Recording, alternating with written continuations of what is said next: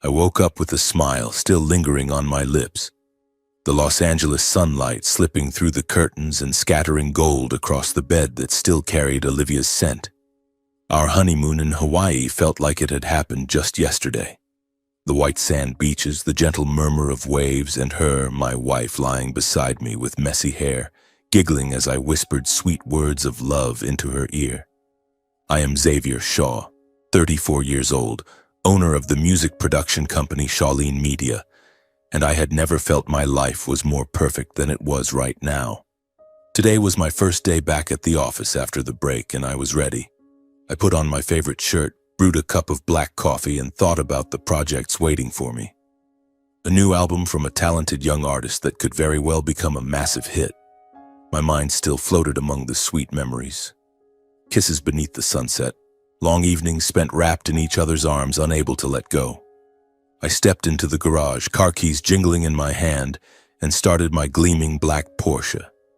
Morning traffic in LA was as heavy as ever, but today everything somehow felt fresher, brighter. I turned on the radio. An upbeat pop song filled the car, and I sang along, my voice a little hoarse from laughing too much over the past week. Life is beautiful, I told myself, fingers drumming the rhythm on the steering wheel. Shawleen Media was thriving, revenue was soaring, and now I had Olivia by my side, the smart, gorgeous woman who always supported me in every decision. We had been married for just 2 weeks in a lavish wedding held in a lush green garden surrounded by friends and family. I still remembered the moment she walked down the aisle, her white dress flowing, eyes sparkling as they locked onto mine. That had been the pinnacle of happiness. As I was driving to the office, my phone rang, cutting through my thoughts. I glanced at the screen. Leon. Leon, the fun-loving photographer who had shot our wedding photos. I smiled immediately, thinking about the pictures. He was probably calling to say the edits were done and ready to send over. "Hey Leon, good morning," I answered lightly. But the voice on the other end wasn't his usual booming laugh. It was hurried, tense, as though he were holding something back. "Xavier, come to the studio right now. There's something important I need to tell you." No greeting, no jokes like always. My heart gave a little squeeze, but I tried to stay calm. "What's wrong? Is there a problem with the wedding photos? Did you lose the data or something?" I asked, my voice tinged with worry. Leon was a professional. He rarely made mistakes, but machines can fail, right? "It's not that.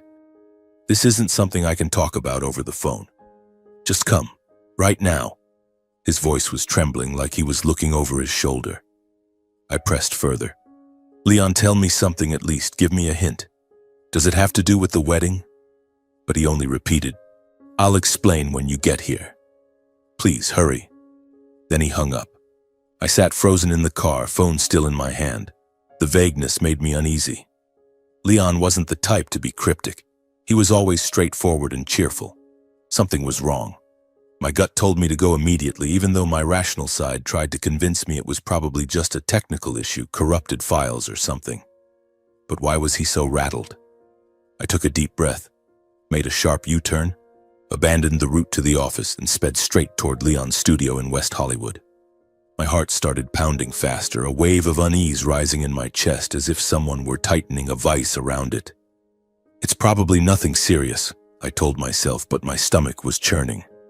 Suddenly the streets of LA felt stifling, the blaring horns mocking my growing anxiety. Finally, I arrived at the studio, a small modern building with the sign Leon Photography glowing under the sun. As I stepped inside, the faint smell of photo paper greeted me. Leon was standing right at the entrance, his face pale, eyes darting behind me as if afraid someone was following. "Xavier, you're here. Quick, come inside," he whispered. Without waiting for a reply, he slammed the door shut, locked it carefully, and motioned for me to follow him deeper in. His breathing was rapid, his eyes restless, like he'd just escaped something terrible. We entered his private editing room filled with computers and photo editing equipment. Leon closed the door, drew all the curtains tight, then sat down, his hands shaking as he held a glass of water. "I haven't slept all week, Xavier," he began, voice low and heavy. "I've been agonizing over whether I should tell you this or stay silent. Because what I discovered, it's a bomb. But I can't keep quiet. You deserve to know the truth, even though I know it's going to hurt you badly. At those words, my heart was pounding like a drum in my chest.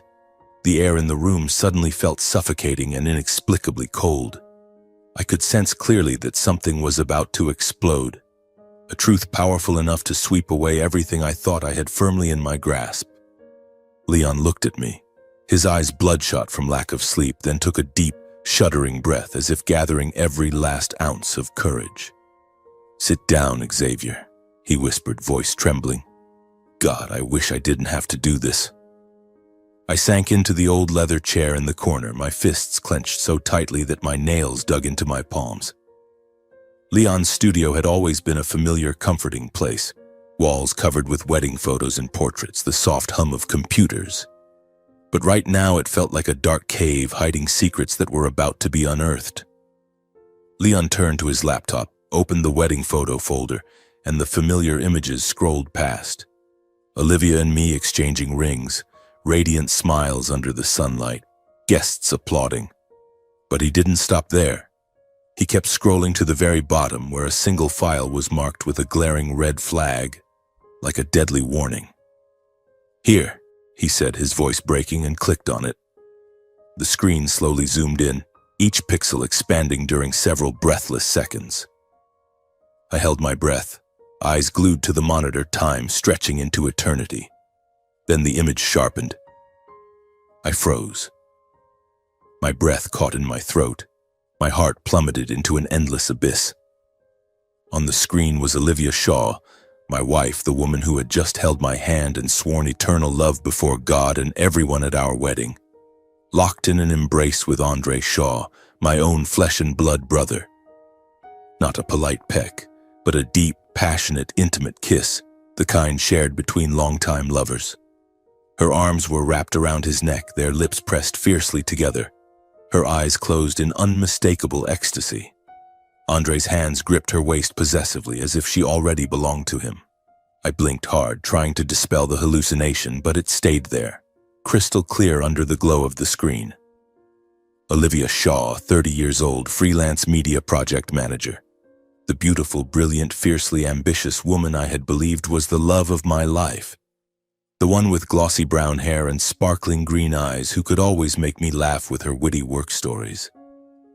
And Andre Shaw, 36, my older brother, executive vice president at Shawline Media, the arrogant, hot-tempered man I had been forced to hire because of family ties and relentless pressure from our parents. Tall, broad-shouldered, short black hair with a smile I had always sensed was fake, hiding envy. Since childhood, Andre had been the family's golden child. Better grades, smoother social skills, always favored by our parents. I had quietly built Shawline from nothing, yet he still looked at me as if I were merely lucky.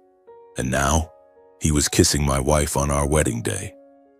Leon started explaining, his voice stuttering like he was recounting a horror story. I was shooting candids in the prep area, catching those natural moments in the corners. I was just taking test shots of the space for backgrounds, and I accidentally caught them in a dark hallway. They were so lost in each other they didn't notice me standing only a few meters away. I panicked, pretended to look elsewhere, but the shutter had already clicked. That moment has haunted me all week, Xavier. I didn't know what to do. I stood rooted to the spot, barely hearing him anymore. The image of Olivia pressed against Andre stabbed straight through my heart, twisting without mercy. How was this possible? Just 2 weeks ago, we were in Hawaii on a perfect honeymoon. Olivia holding me on the beach, beaming under the sunset, whispering, "You're the most wonderful man, Xavier. I love you." Evenings by the pool, her head on my shoulder, talking about our future. Children, our dream house, how Shawline would grow even bigger with her help. She had seemed so utterly in love that I never suspected a thing. Yet on our wedding day, while I waited nervously at the altar, she was in some shadowy corner giving that devastating kiss to Andre. Our sacred wedding day turned into a cruel joke. Leon glanced at me, voice low and trembling, afraid I might collapse any second. "Xavier, try to stay calm. I know. No one could bear this. But you need to sit down and figure out the truth. Maybe there's an explanation. Calm? I wanted to let out a mad, hysterical laugh that echoed only inside my skull. How could I be calm when the woman I had slept beside for an entire week, the woman I trusted completely, had kissed another man and worse, my own brother on our wedding day? That photo was a time bomb, obliterating everything. My mind reeled, free-falling into darkness. The beautiful honeymoon memories, Olivia's smile under the moonlight, her warm embrace by the ocean, her promises of "we'll be together forever," suddenly twisted into something grotesque, like a horror film in which I was the main victim. I tried to breathe, but my chest felt crushed beneath a boulder. Air wouldn't come. All I could see was that image of them kissing, looping endlessly like a nightmare on repeat. As if she truly belonged to him, not to the man waiting at the altar with a bouquet in his hands. I remembered the ceremony. Olivia walking in, white dress flowing, eyes full of love as they met mine. Was that acting too? Andre standing beside me as best man, clapping me on the shoulder with congratulations.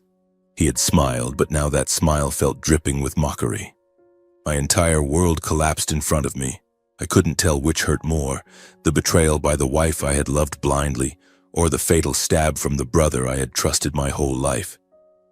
On one side, the woman to whom I had given my entire heart. On the other, the brother I grew up with, who shared every childhood memory and secret only the two of us knew. Between those two knives, I couldn't distinguish the wounds from the despair. I only knew my chest had been ripped open and the world was cracking into pieces beneath my feet. I slumped to the floor, back against the wall, eyes still fixed on the screen. Leon closed the laptop. "I'm so sorry, Xavier. I didn't want to destroy your happiness, but you deserve to know." I nodded mechanically, but inside my head there was only chaos.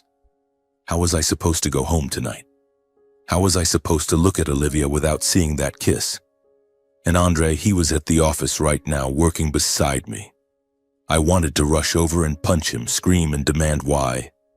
But for now I just sat there numb, feeling as if my soul had already left my body. I left Leon's studio with legs as heavy as if I were wading through quicksand. Outside, the Los Angeles sun was still blazing. Cars were still racing down the streets. People were still laughing and chatting as if nothing had happened. But for me, everything had changed. All day long I couldn't concentrate. Colleagues' voices, meetings, everything sounded like distant echoes from another world. I sat at my desk staring at the computer screen, but my mind wasn't there. It kept rewinding to the moments before the wedding that I had ignored, tiny signs that now flashed like glaring red warning lights. I clearly remembered the times Olivia would frantically text and then flip her phone face down the instant I came near. Ordinary evenings at home, the two of us on the couch watching a movie. Her phone would buzz. She'd glance at it, fingers flying across the screen at unnatural speed, then snap it shut when I asked, "Who's texting so late, babe?" "Oh, just friends," she'd say with that sweet smile that made me suspect nothing. I used to think it was work. Olivia was a freelance media project manager, always swamped with clients. But now, looking back, those messages were probably not from friends. They were probably from Andre. I pictured him sending something flirty, a secret date invitation, a private joke, and her quickly hiding it so I wouldn't see. My chest tightened, as if someone were squeezing my heart. How could I have been so stupid? Why didn't I ask more? Why didn't I pick up her phone? Then there were the nights I woke up and accidentally caught her on the balcony talking on the phone in a hushed voice, as if afraid someone might overhear. It was about 2 months before the wedding when everything was hectic with preparations. I'd woken up thirsty, stepped out of the bedroom and saw her silhouette on the balcony, phone pressed to her ear. Her voice was low, broken. "No, not now. It's too late. Tomorrow, okay? I'm scared he'll hear." I asked, "Who are you talking to?" She startled, spun around and hung up instantly. "Urgent work thing, a difficult client calling late." I laughed, hugged her from behind, thinking how lucky I was to have such a hard-working fiancé. But now, sitting in my dark office, I realized that whisper wasn't for a client. It was probably Andre calling in the middle of the night to exchange forbidden sweet nothings. I gripped the armrest so hard my nails drew blood. How many of those calls had there been? How many lies had I swallowed whole? At family gatherings, the way Olivia and Andre's eyes sometimes met, not long but long enough that now, in hindsight, I could see the strange intimacy. The Shaw family got together every month at my parents' house. Barbecues, red wine, everyone laughing about work and life. I remembered one evening about 3 months before the wedding. Olivia was sitting across from Andre. When he told a funny story, her eyes sparkled and locked onto his for just a few seconds, long enough to create an invisible current. At the time, I thought it was just friendly family warmth. Now, it was flirtation, a secret between two traitors. I wanted to scream in the office, smash something to vent the rage. How had I not seen it? How had I let them play me right under my nose? I remembered how Andre always found excuses to linger a few minutes after dinner, and Olivia would conveniently volunteer to clear the table and follow him to the kitchen. It had become so routine I never noticed. Dinner would end, people would start leaving, and Andre would say, "Let me help clean up a bit," then disappear into the kitchen. Olivia would smile, "I'll help Andre," and follow. I'd stay in the living room chatting with my parents about the company, thinking they were just washing dishes.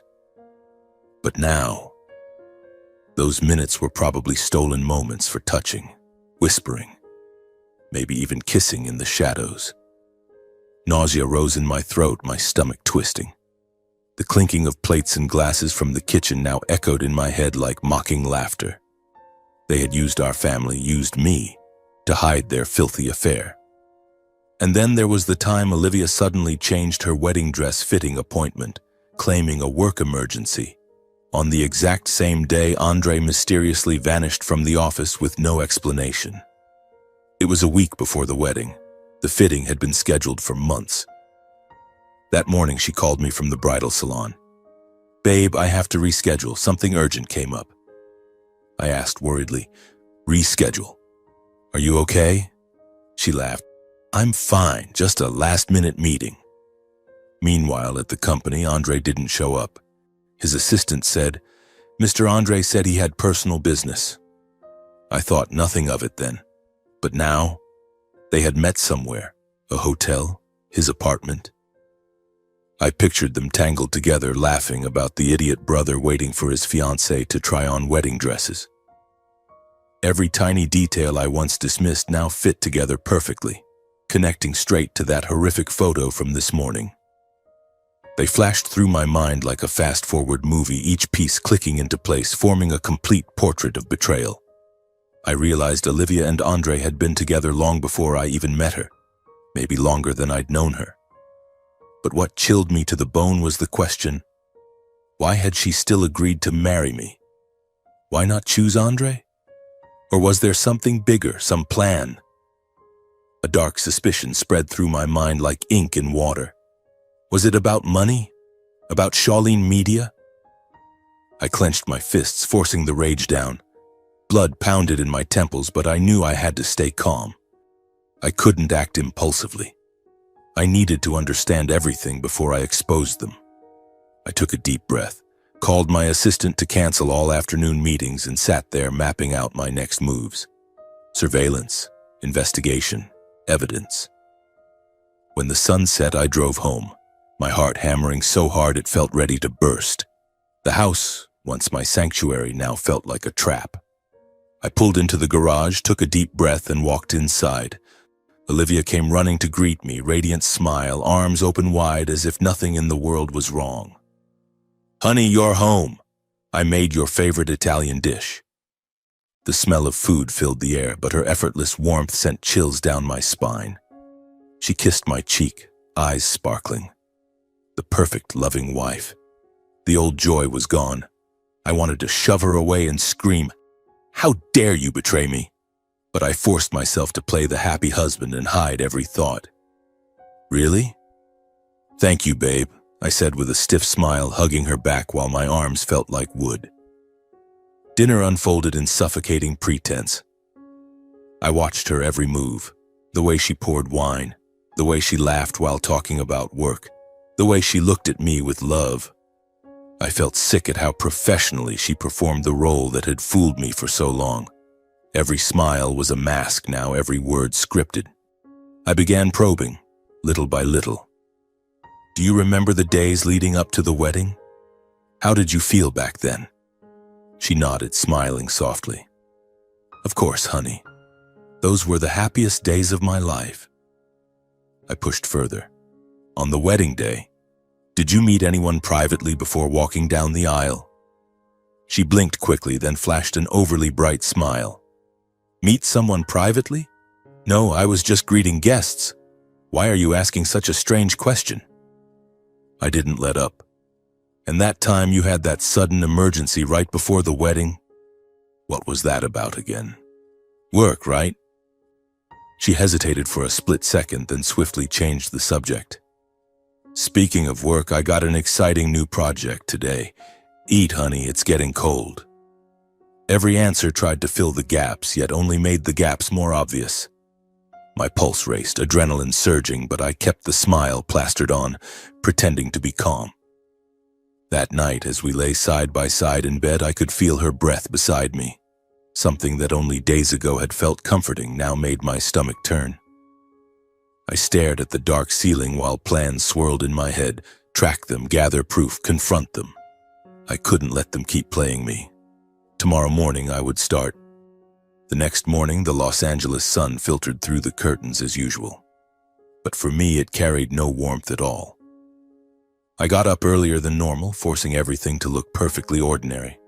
I kissed Olivia lightly on the cheek, took a sip of coffee out of habit, then hurried out the door with the usual excuse. Emergency meeting at the office. On the drive, my hands gripped the steering wheel so hard my knuckles turned white, my mind still replaying Leon's photograph on an endless loop. I couldn't wait any longer. The moment I reached the office, I locked the door, pulled out my phone and called Mason Colt, my best friend from college, now one of the most reputable private investigators in LA.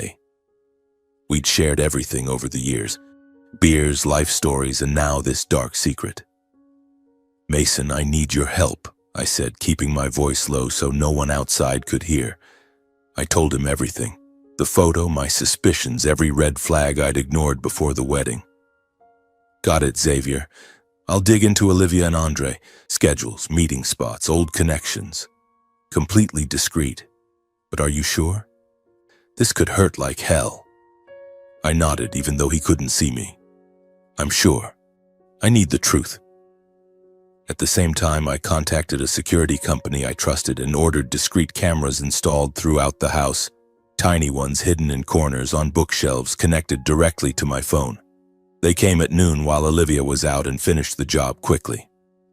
Sir, the system will alert you the instant there's movement, the technician said. I nodded, heart racing. Now I had eyes everywhere. Living room, kitchen, even the bedroom. Not to spy on my wife, but to catch the traitors. I sat in my office, refreshing the camera app, staring at an empty house that suddenly felt like a ticking bomb. Everything was changing. I was no longer the naive Xavier. The following days were pure torture. I played the perfect husband. Came home on time, smiled, laughed, even held Olivia at night so she wouldn't suspect anything. But every night I lay awake, checking the empty feeds, waiting. Then 3 days later, Mason called. Xavier, first report is ready.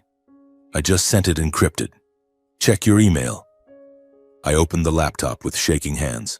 The report came with photos. Olivia and Andre meeting in a hidden cafe 2 years ago before she had ever appeared in my life. Pictures of them holding hands in a park, old backed up text messages, proof they'd been secretly involved for years. It started during a joint project, Mason noted. They covered their tracks well, but there are traces. Hotel bookings, business trips that overlapped. I read every line, every note, feeling my heart being ripped apart. Those photos cut like knives.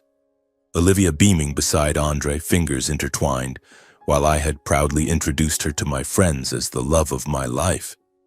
The realization that I was just a pawn moved into place made me numb with rage. I'm the owner of Shaolin, wealthy, successful. Was I just their cover, or something they planned to take? I slammed my fist on the desk, tears rolling down my face. "How dare you treat me like this?" I whispered to the empty room. But the worst was yet to come. The next afternoon, while I was half listening to a blurry online meeting in my office, my phone buzzed. Motion detected in the living room. My heart slammed against my ribs. I opened the app, hands trembling so badly I nearly dropped the phone.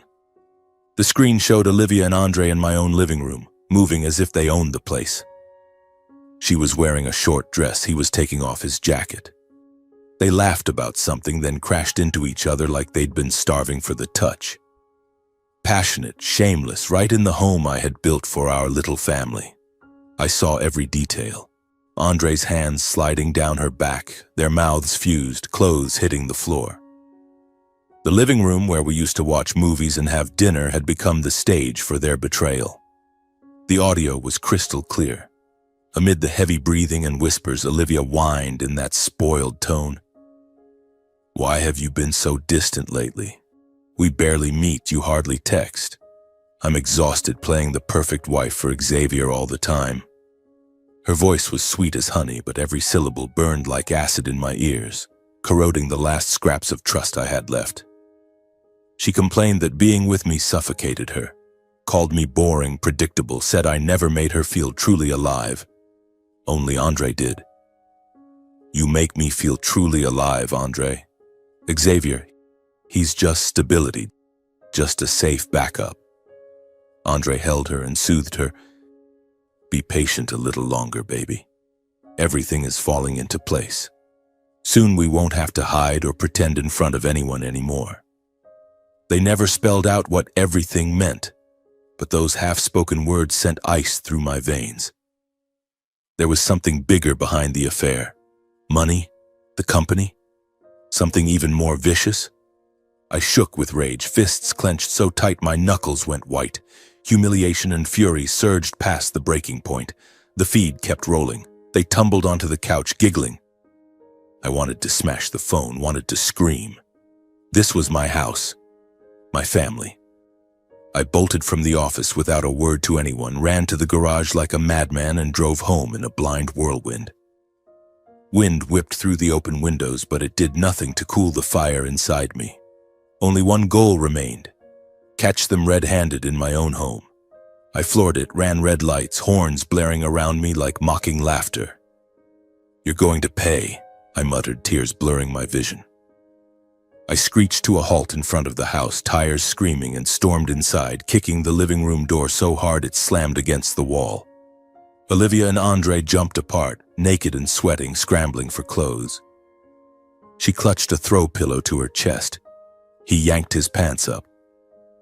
But after the initial shock, there was no shame on their faces, only annoyance at being interrupted, as if I were the intruder. "Xavier? Why are you home so early?" Olivia stammered, cheeks flushed, but not from guilt. I charged forward without a word and drove my fist straight into Andre's face. The punch carried every ounce of rage and humiliation that had built up, from the photo, Mason's report, the sleepless nights.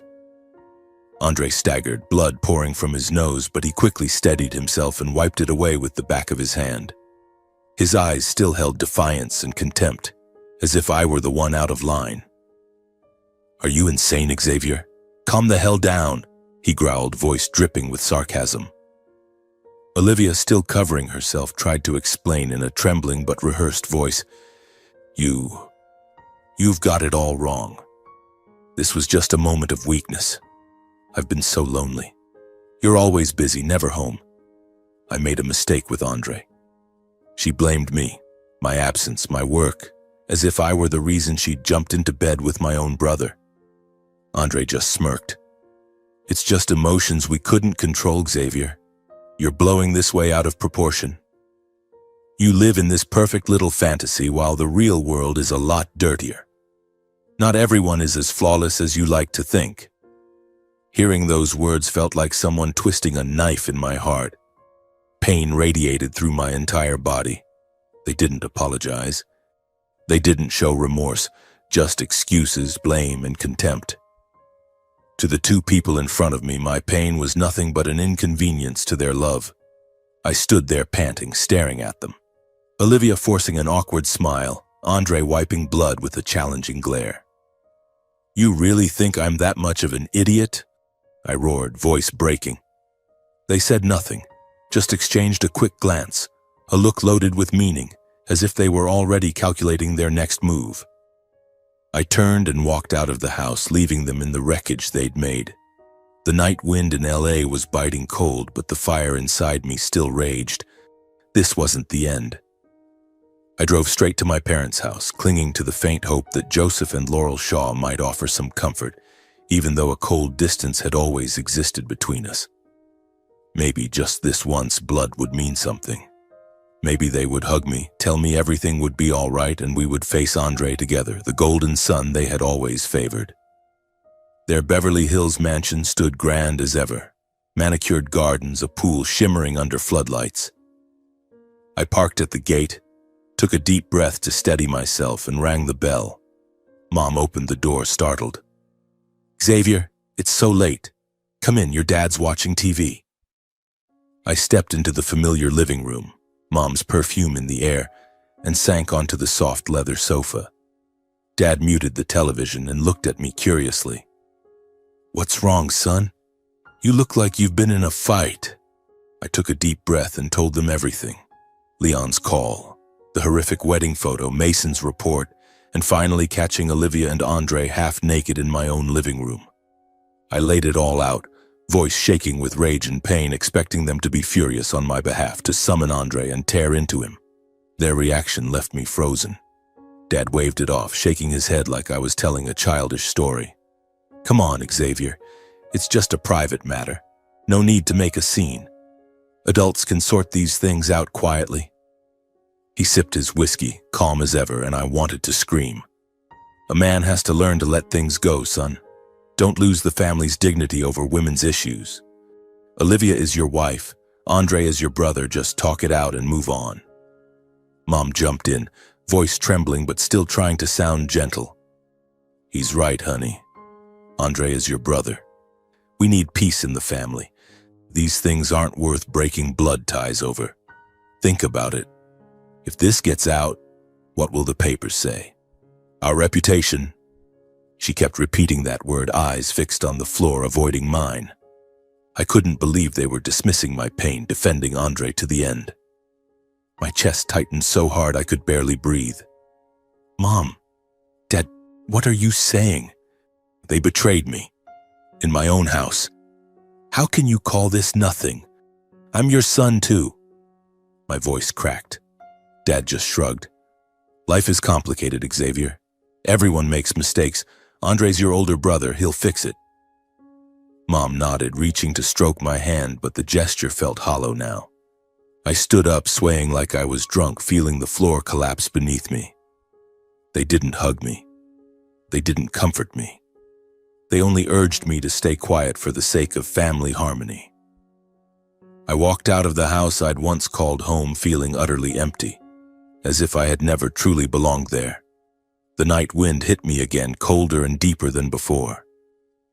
In the car, I dropped my head onto the steering wheel.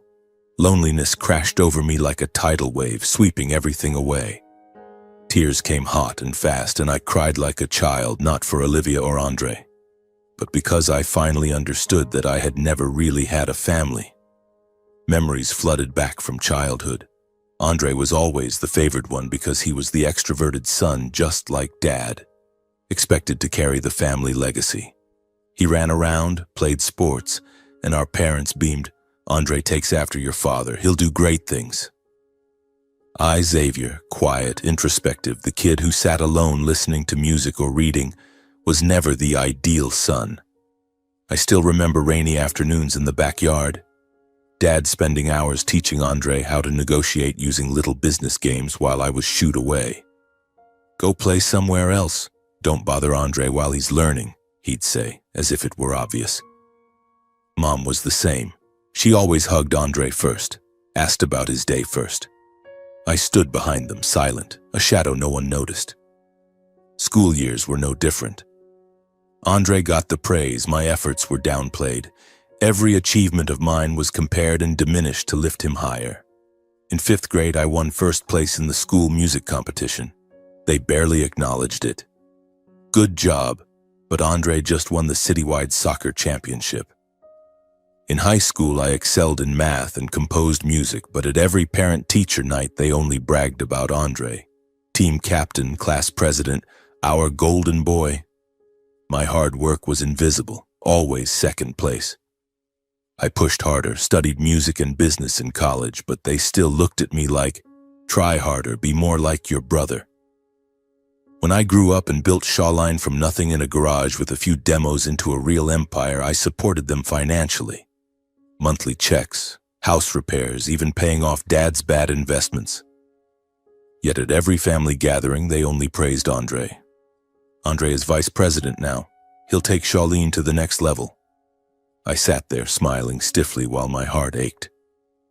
Even when I covered Mom's medical bills and Dad's vacations, they never truly valued my contributions. All the pride, all the praise went to Andre. Andre's so smart, just like his old man, right, Laurel? They'd say while I was just Xavier. Well, he's done okay, thanks to Andre too. Tonight, sitting alone in the car, the painful truth finally sank in. From the day I was born, I had never truly been part of this family. I had always been the shadow behind Andre, never important enough. The tears stopped. Numbness spread through me instead. I drove aimlessly, not knowing where to go, only knowing I couldn't go back to that house or face Olivia pretending to be the perfect wife. The LA freeways were nearly empty at night, yellow streetlights stretching on forever. Eventually, I pulled into the company garage, dark and silent, and walked into the Shawline Media building. The offices were deserted, lit only by faint emergency lights. I leaned back in my chair in the dark boardroom. Tonight, the company was the only place I could hide, the only place I still felt I existed. In the days that followed, I never went back home. I took a room in a small, rundown hotel near downtown LA. Hard mattress, musty smell, but at least Olivia wasn't there. I ignored the flood of texts and calls from her, apologies that poured in thick and fast, each one so rehearsed it made me want to throw up. Honey, I made a terrible mistake. Please let me explain. We've built so much together. Don't let this destroy everything. Every message was another knife twist, a reminder of how perfectly she could act. I deleted them all. Blocked her number, but the words still haunted me. Andre called a few times too, his tone arrogant and dismissive. You're overreacting, Xavier. It's not what you think. I didn't answer. I spent my days in that hotel room, lying on the bed, staring at the ceiling, replaying everything. The company kept running. I attended meetings online from my laptop, but my mind was elsewhere. Plans, evidence, truth. Mason was still digging nonstop, and I was waiting like a bomb with the timer ticking. One afternoon, while I was sitting in a cafe near the hotel nursing a double espresso to stay awake, my phone buzzed. Mason. His voice was grave in a way I rarely heard. Xavier, you need to come now. I've got something big. Meet me at the old bar downtown. Quiet spot. My heart started pounding. The air suddenly felt heavier. Mason never exaggerated. If he said it was big, it was a nuke. I raced to the car and tore through LA's clogged streets, the late afternoon sun stabbing my eyes but doing nothing to ease the dread. The old bar, the one where we used to drink cheap beer in college, was dim and smoky. Mason was in the corner booth, face pale, laptop already open. Sit down, he said quietly. I found something that tops everything else. I pulled video from a private source, hidden camera inside your parents' house. Watch this. Brace yourself. He hit play. The footage was crystal clear, audio sharp like a horror movie starring me. In the living room of Joseph and Laurel Shaw's house sat my father, my mother, Andre, and Olivia, faces tense like a crisis meeting of criminals. Dad at the head of the table, red-faced with anger. Mom nervously stroking her hand, Andre leaning back, irritated, Olivia beside him, gripping his arm. The atmosphere was suffocating. Dad spoke first, voice low and calculating. Xavier finding out about the affair has put the whole plan at risk. We need to move fast before the kid gets a lawyer or triggers a company audit. My heart stopped. Plan? What plan? Mom jumped in, voice shaking but resolute. Andre, delete every email and message. Anything tied to the money we've been siphoning from Charlene these past months, nothing can be left behind. Andre nodded, cold as ice, like this was just another Tuesday. Already on it, I'll finish moving the remaining funds to shell accounts under friends' names before Xavier notices the books are off. Olivia chimed in, trembling but calculating beneath the fake tears. I can't get close to Xavier anymore to trick him into signing more documents. We need another way to cover the forged papers I already got him to sign. Dad folded his arms, eyes glinting with cunning.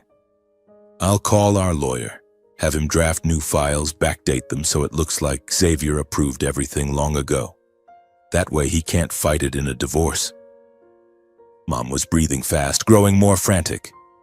If Xavier demands a fair split of assets, every dollar we took will come out. We have to get ahead of him. Plant fake evidence, anything to shut him up. Each word was a cold blade sliding into me, twisting deeper. I sat there, reeling, gasping for air, gripping the booth until my knuckles ached. They hadn't just known about Andre and Olivia's affair. They'd been part of it, orchestrating it. My own parents, the people I'd gone to for comfort, had pretended to scold me while secretly running the entire conspiracy. The deepest wound wasn't the cheating anymore. It was that my entire family had colluded for years in a calculated scheme to steal everything I'd built.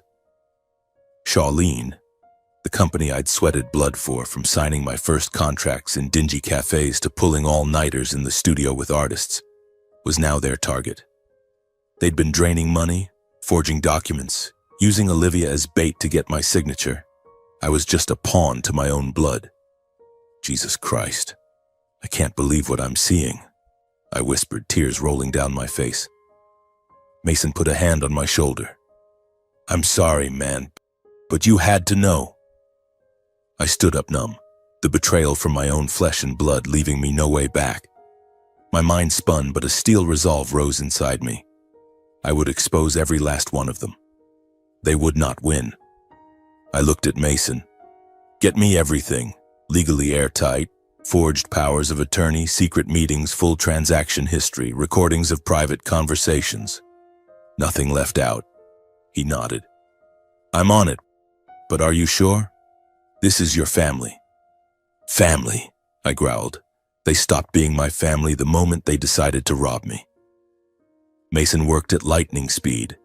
He verified digital signatures on suspicious documents, hired forensic handwriting experts. Every stroke I'd signed without a second thought because Olivia had smiled and said, just routine, honey. Bank statements matched perfectly with the days Andre and Olivia had secretly visited banks under the guise of work. Night after night in that hotel room I received updates. $50,000 withdrawn the same day they checked into a hotel. Another transfer to an account under one of Joseph's old associates. Each revelation was a punch, but I didn't fall. I hired an independent auditor, Elena, a no-nonsense woman with thick glasses and 30 years of experience, to comb through every cent in Shawline's books. She worked around the clock. Mr. Shaw, this is massive. Shares quietly transferred, fake internal loans. I brought in a corporate attorney, Ryan Young, razor-sharp, merciless, to review every paper Olivia had ever handed me. Clear fraud, Mr. Xavier. Signatures altered, terms changed after the fact. Piece by piece, the full picture emerged. Hundreds of thousands siphoned off, shares silently shifted into Andre's name. Internal emails from Joseph to Andre about securing Shawline's future. One email read, Xavier's too naive. Let Olivia handle him. We'll own it all. I read it with shaking hands, feeling stabbed all over again. In that hotel room, I lay awake night after night, piecing together how they'd planned it. Olivia approaching me at a party, Andre encouraging it, my parents backing them the whole time. All to steal the empire I'd built from nothing. The pain was still there. Shattered family, fake love. But now it had turned into a weapon. I would not stop. The storm was coming, and this time I was the one in control. The days that followed passed in a numb haze, as if I were trapped inside a nightmare I couldn't wake from. For 2 straight days, I sat in that cramped hotel room, papers spread across the bed, compiling every last piece of evidence. The emergency meeting video Mason had obtained, my parents, Andre and Olivia plotting like a criminal syndicate, was carefully duplicated. Bank statements showing irregular transfers, forged documents with doctored signatures, photos Mason had taken of Andre sneaking in and out of banks with briefcases, secret meeting logs pulled from their phones, and the detailed forensic reports from independent auditor Elena. Her final report had arrived.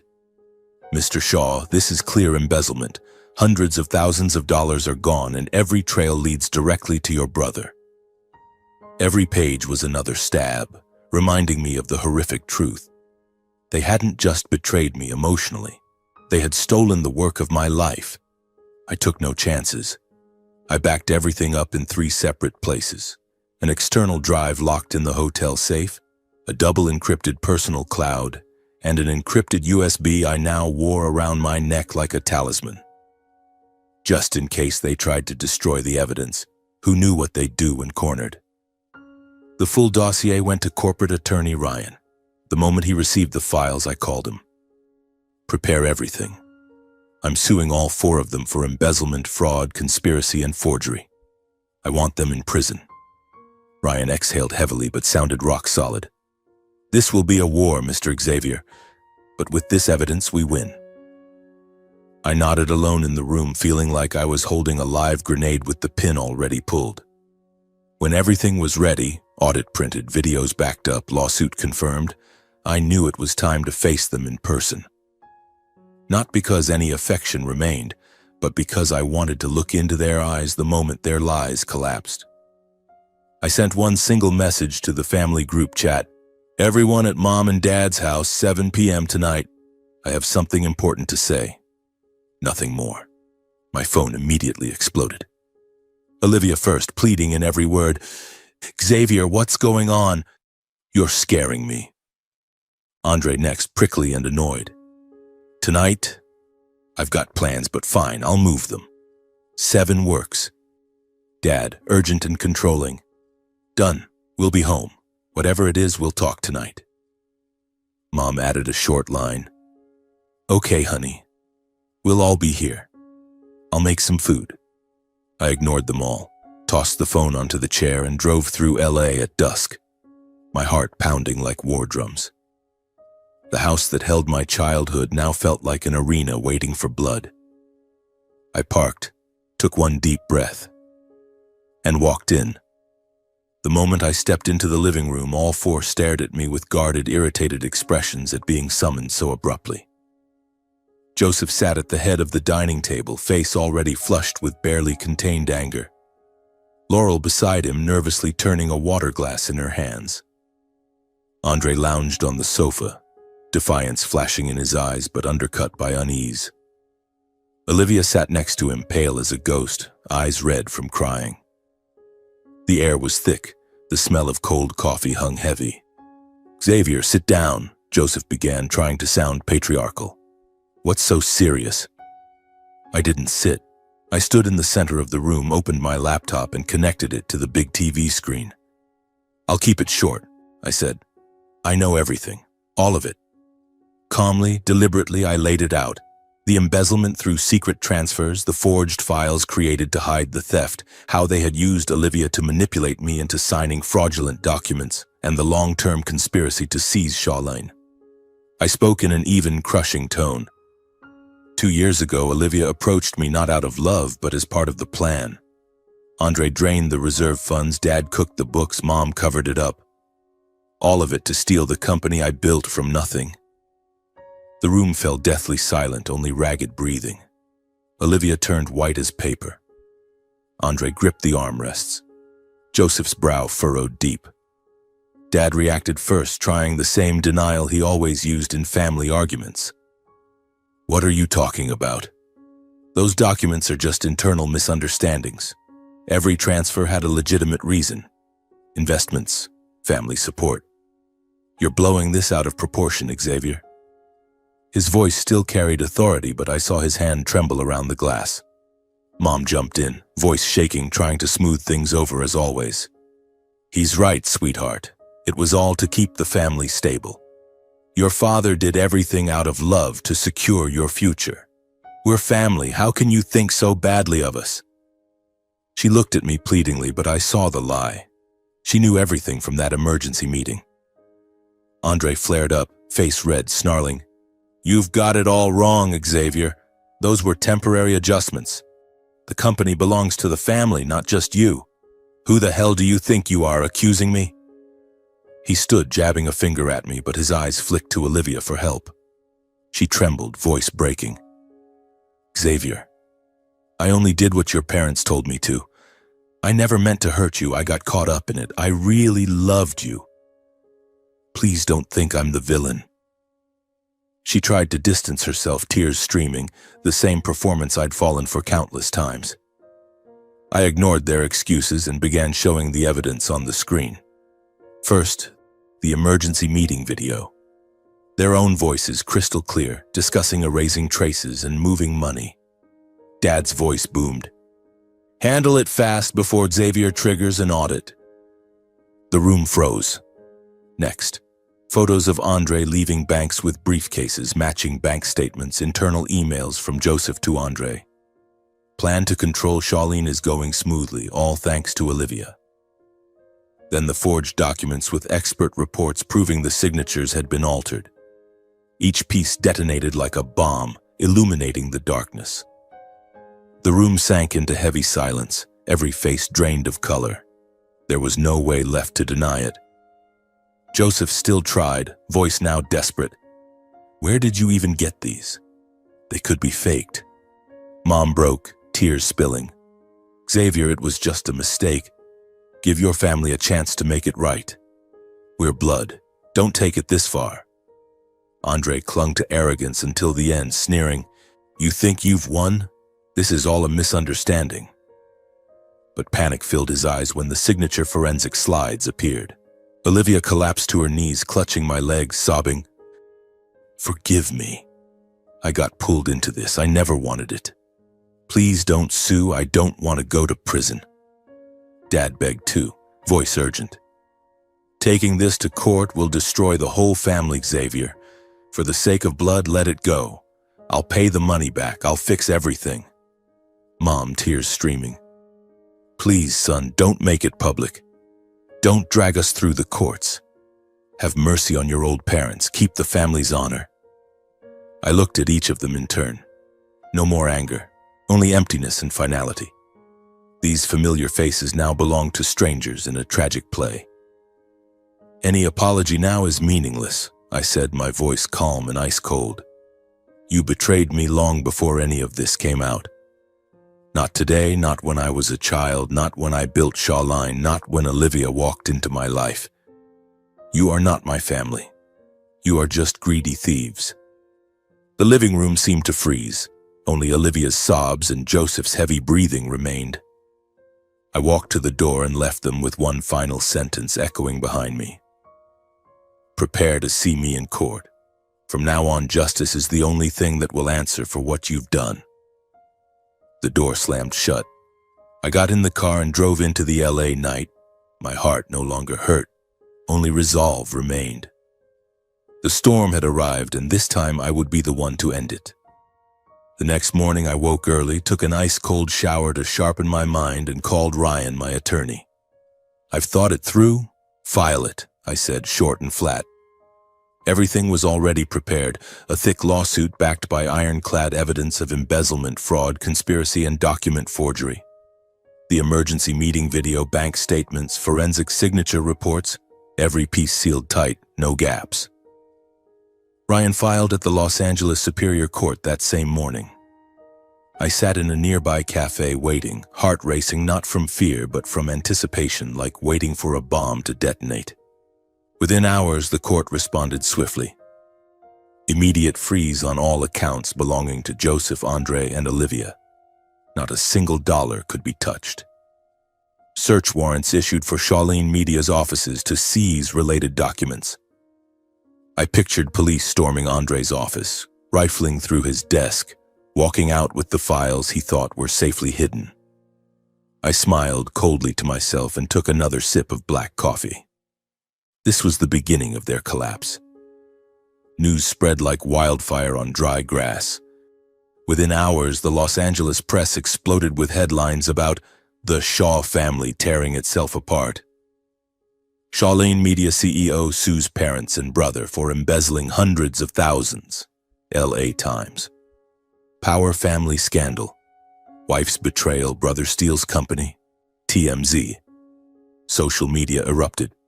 Hashtag Shaw family scandal trended nationwide. This is horrifying, family treating each other like this. Xavier Shaw is the victim, hope he wins. Joseph and Andre immediately hired a top Beverly Hills firm, the kind that handles Hollywood scandals, and fired back with an official statement. Xavier is fabricating stories to seize full control of the company. We will prove our innocence in court. They went further, smearing me online, denying responsibility, spreading lies that I was trying to destroy my own family out of personal ambition. In the middle of that media storm, Olivia tracked me down at the hotel. I still don't know how, maybe the front desk, maybe she followed me. It was a drizzly afternoon when I stepped out of the elevator to meet Ryan. The doors opened and she lunged at me like a ghost, grabbing my arm, sobbing hysterically, "Xavier, drop the lawsuit. I'm begging you." Her eyes were red, mascara running, voice trembling with theatrical desperation. "I only did what your parents and Andre told me to. I never wanted to hurt you. I was forced, you know that." She collapsed to her knees in the hallway, strangers staring, voice breaking. "Please give me a chance to negotiate a lighter sentence. I swear I'll tell everything if you just spare me. We loved each other, don't you remember?" Tears streamed down her face, fingers clutching my pant leg like a drowning woman. I looked down at her, eyes cold enough to make her flinch. In my mind flashed the image of her wrapped around Andre, her whispered words, "You make me feel truly alive." No love remained, only disgust. I turned and walked away without a word, straight out the lobby doors, never looking back. I left Olivia crumpled on the floor, her sobs echoing behind me, but they no longer reached me. That moment made her understand. No matter how much she begged, the last door had slammed shut forever. I got in the car and drove off, feeling a heavy weight finally lift. Olivia was gone from my life for good. The following weeks were hell. Endless waiting and preparation. The trial began under blinding media attention. Reporters packed outside the courthouse, cameras flashing like a thunderstorm. I walked into the courtroom beside Ryan, black suit pressed sharp, but my chest heavy. Joseph's side fought tooth and nail. Their lawyers claimed, "This is just an internal family misunderstanding, no criminal intent." They produced fake documents, paid friendly witnesses, twisted every transfer into legitimate family investments. Andre sat there at first with his usual arrogant smirk, but it faded fast as my evidence rolled out. The digital signature forensic report, experts proving the signatures had been altered, silenced their counsel. The emergency meeting video played in open court. Joseph's voice boomed, "Handle it fast before Xavier triggers an audit." The room gasped. Bank transfers matched Mason's photos perfectly. Elena took the stand and dissected every forged document. Their defense collapsed like a sandcastle hit by a wave. The judge shook his head and banged the gavel. "The evidence is indisputable." Then came sentencing after days of brutal arguments that left me drained. Joseph Shaw, 6 years in prison for fraud and embezzlement. The once proud patriarch, now frail and silver-haired, lowered his head in an old suit as he was led away, eyes vacant. Andre Shaw, 4 years for conspiracy and document forgery. He shot me a look of pure hatred, but the defiance was gone. Olivia Shaw, 3-year suspended sentence and heavy fines for aiding fraud. She sobbed uncontrollably in the defendant's chair, hands covering her face, crocodile tears, too late. Laurel Shaw, administrative penalties and fines. She sat crying, looking at me as if begging for mercy that would never come. The court confirmed me as the sole legal owner of Shawleen Media. All illicit assets were seized and returned to the company. The gavel fell. The courtroom erupted, reporters sprinting out, crowds outside cheering. Justice had prevailed, but to me, it tasted bitter. The media feasted on the fall of the Shaw dynasty. My name was on every front page, this time as the victim betrayed by his own blood. Xavier Shaw, from victim to champion of justice. Variety. Talk shows begged for interviews. I turned them all down. I didn't want fame built on this pain. Social media overflowed with support. #Justice for Xavier trending worldwide, people sharing the story like a Hollywood tragedy. But inside, I felt hollow. When I stepped out of the courthouse into a storm of flashing cameras and shouted questions, "Xavier, how do you feel knowing your own family betrayed you? Any regrets about suing your parents and brother?" I paused for 1 second, looked straight into the lenses and said, "Justice has been served." Then I walked away through the sea of flashes. In my chest was only cold emptiness. I knew it was over, but the wounds would hurt for a very long time. I drove back to the hotel thinking about the future. Shawleen would rise again, stronger than ever. But me, a man who had lost his family, lost his faith in love, still at least I was finally free. After the trial, I began rebuilding my life from scratch, like a survivor crawling out of the wreckage of a hurricane. I left that cramped hotel and rented a small apartment on the quiet outskirts of LA, no bustling streets to remind me of the past. Every morning I woke early, brewed strong black coffee, and threw myself into work. Shawleen Media, my life's creation, had been shaken to its core by the family scandal. Clients hesitated, artists walked away, stock prices plummeted. I poured every waking hour into saving it because it was the only thing keeping me from falling apart. I met with the team, fired everyone who had been loyal to Andre, hired fresh young talent untainted by the past. We launched a new album for an indie artist, promoted it hard, and proved the company was still alive. Every meeting, every signed contract was another step away from the abyss. The media slowly shifted. At first, they circled like vultures, camping outside the office, digging into my history. But as Shawleen began to recover, revenue climbing, new deals pouring in, the headlines changed. Xavier Shaw, from betrayed victim to unbreakable leader. Forbes. They wrote about how I stood alone against my own family and pulled the company back from the brink. A year passed in the blink of an eye, but the scars remained hidden beneath the surface of success. One morning, while checking emails in the office, a paper letter arrived. Plain white envelope, postmarked from a federal prison. A visitation request from my father and brother. My heart clenched, my hand trembled slightly as I read, "Son, we need to see you. Please come." I hesitated, tempted to tear it up and forget. But a part of me, the little boy who once craved a real family, urged me to go. One last time to face them and finally close this painful chapter. I drove to the federal prison on the outskirts of LA where Joseph and Andre were being held. Laurel, who had only received administrative penalties, would also be there to visit. It was a golden sunny afternoon, yet my heart pounded like it did the first day I walked into court. The prison, high concrete walls, razor wire, heavy air sent chills down my spine. I went through security, signed in, and waited in the visitation room, a sterile glass partition space with plastic chairs and phones. Joseph appeared first. Through the glass, he shuffled in wearing a gray prison jumpsuit. His hair had gone much whiter, his face gaunt and aged beyond recognition from the last time I saw him in court. The once dominant, cunning patriarch was now just a tired old man, shoulders slumped under the weight of age and incarceration. He sat down, picked up the phone, and tried to look composed, but his hand shook when he saw me. "Xavier, thank you for coming." His voice rasped through the receiver as if from another world.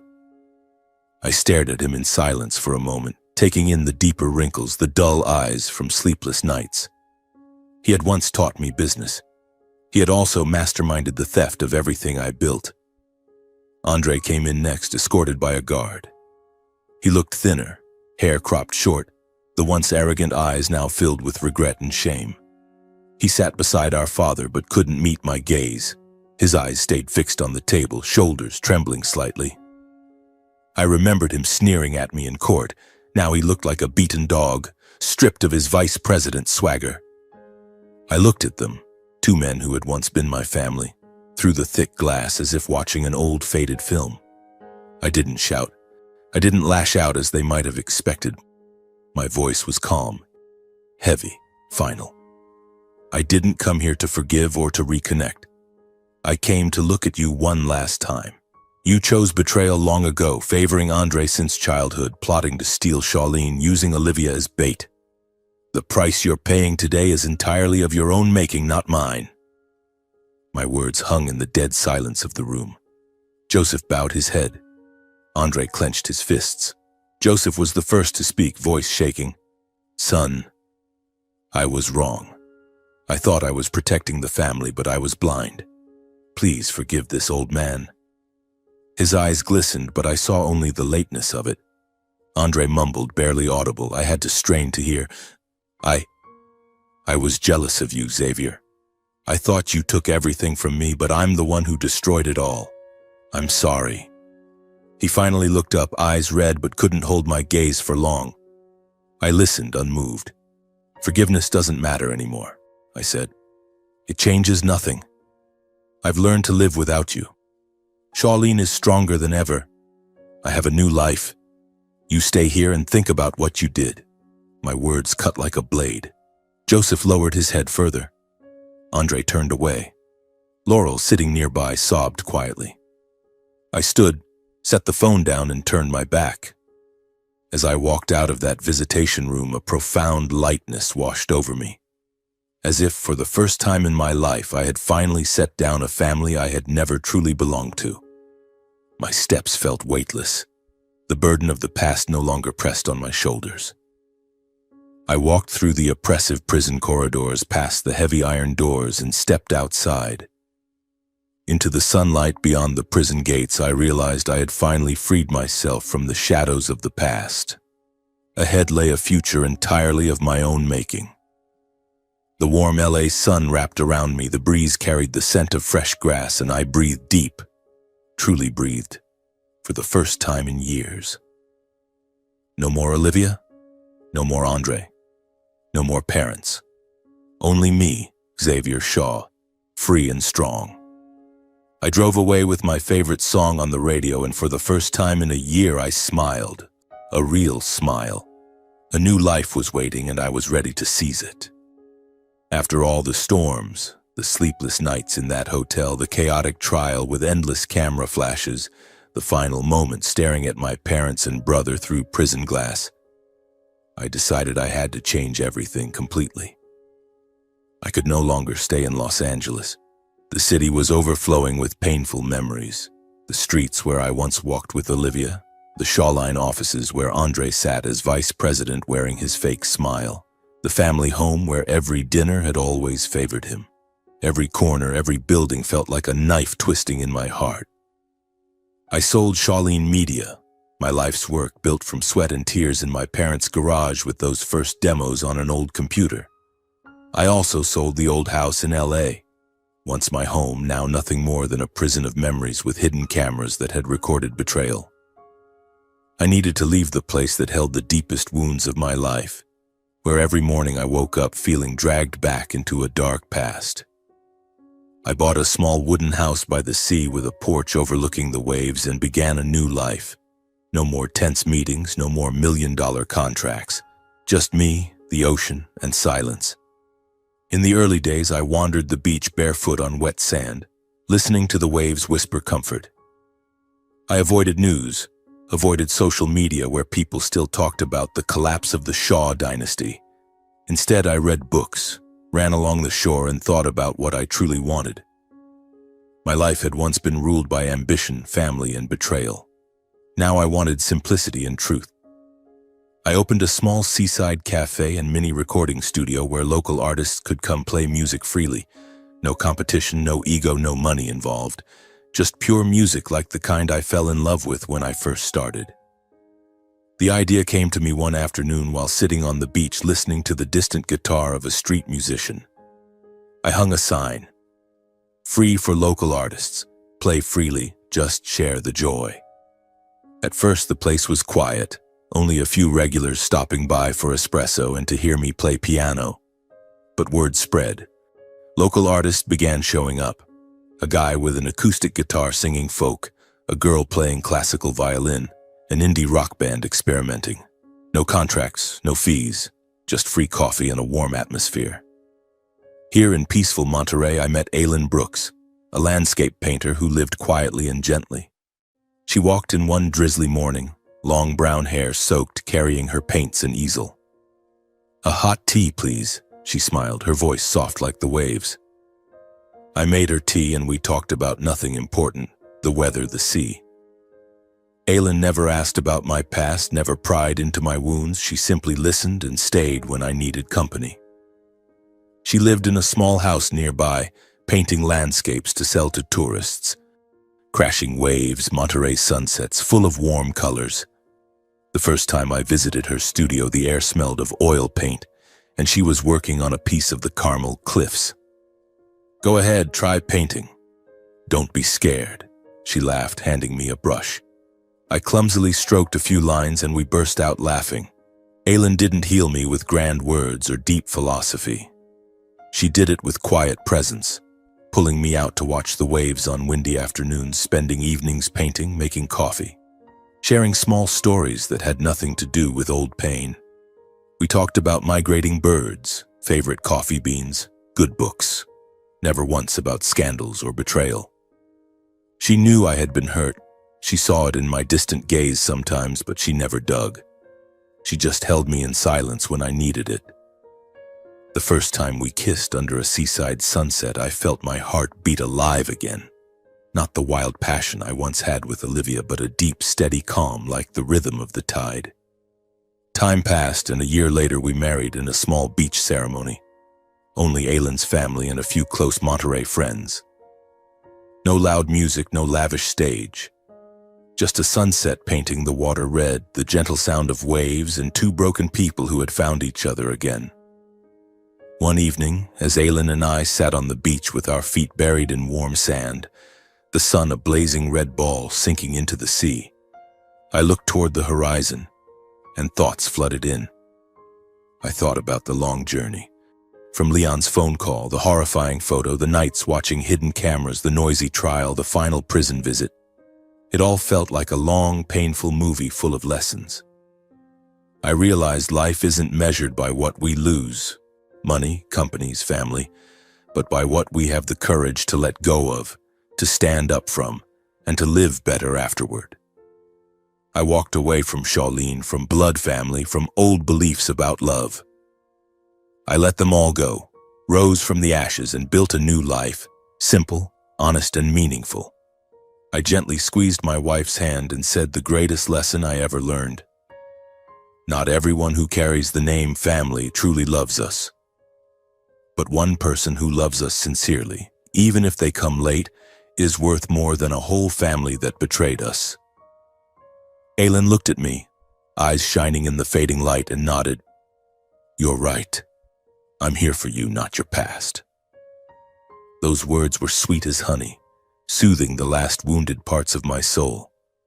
I want to offer this advice to anyone who is hurt like I did. Walk away when your heart is broken. Don't cling to what is shattered. Don't fear loneliness. Sometimes solitude is the chance to find yourself again. Rebuild your life your way, not according to anyone else's expectations. And believe that after terrible people, there is always someone kind enough to deserve you. Don't rush to close your heart. Keep it open, and life will bring beautiful surprises. I whispered those words into the sea breeze, hoping they would travel far and reach someone in pain. The ocean wind blew, carrying the cool of late afternoon. Aylin rested her head on my shoulder. I smiled,